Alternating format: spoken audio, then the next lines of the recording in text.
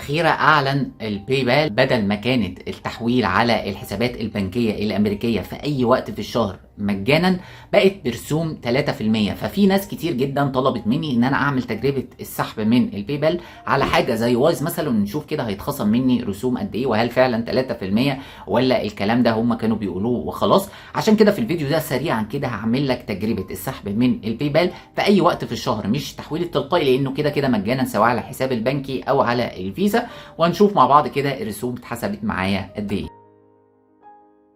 زي ما انتوا شايفين انا معايا اهو رصيد حوالي $1.09. المفروض دلوقتي عشان اعمل تحويل في اي وقت في الشهر اضغط على ترانسفير فاندز وبختار الحساب اللي هحوله، فاختار حساب الايفولف بانك اند تراست اللي هو حساب وايز، ومكتوب اهو الفي 3%. بعد كده المفروض بضغط هنا على نيكست عشان اكد العمليه، فبيقول لي انت عايز تسحب كام، فهكتب المبلغ كله زي ما هو، وبعد كده بضغط على نيكست. بعد كده بيقول لي انت هتحول وبيأكد عليا العمليه، وبيقول لي هنا الرسوم 3 سنت بالنسبه ل 1.09 سنت، يبقى حوالي 3%. المهم هضغط هنا على ترانسفير $1.06 سنت دلوقتي لانه حسب 3 سنت دول كمصاريف ليه، وبعد كده بضغط عليها. المفروض دلوقتي تم الموافقه على العمليه والفلوس المفروض توصلني في خلال من يوم ل3 ايام عمل. هنشوف كده مع بعض حسابنا في وايز في خلال اليوم ده ايه اللي هيحصل. انا عايز اقول لكم في خلال اقل من 24 ساعه مكتوب يو ريسيفد اللي هو $1.06 سنت فروم فلان الفلاني اللي هو اسمي على الباي بال.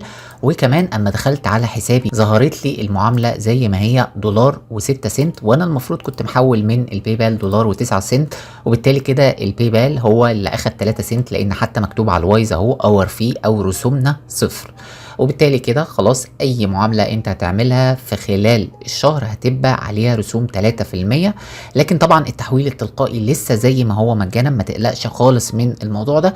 ولو جيت بقى سحبت على الفيزا في اي وقت في الشهر هتخصم حوالي $5. قيس كده المبلغ اللي معاك، لو المبلغ كبير قوي يبقى الافضل لك طبعا تسحب بطريقه الفيزا، ما لو المبلغ بسيط هتبقى 3% اوفر لك، ودي طبعا بترجع انت معاك فيزا دولاريه ولا فيزا جنيه. وان شاء الله الفتره الجايه برضو هتكلم على انواع البطاقات الدولاريه في مصر بحيث تشوف ايه الانسب ليك. اتمنى الخير والتوفيق للجميع. شكرا جدا يا جماعه لحسن استماعكم، والسلام عليكم ورحمه الله وبركاته.